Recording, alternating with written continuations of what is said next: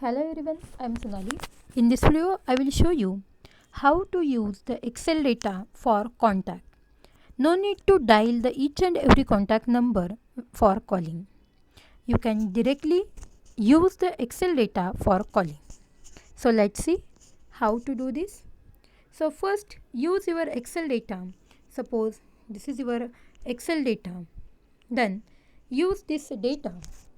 Suppose here is a name and mobile numbers are here.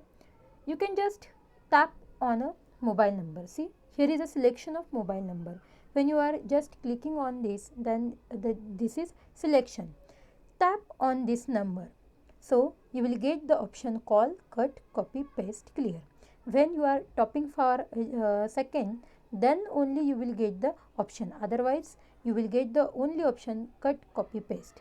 So tap just for 1 to 2 seconds, so you will get the this option. Then after this, directly click on a call.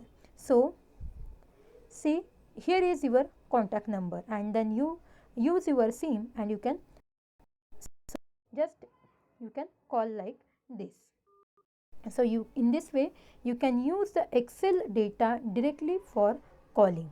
No need to dial the number for contact. Thank you.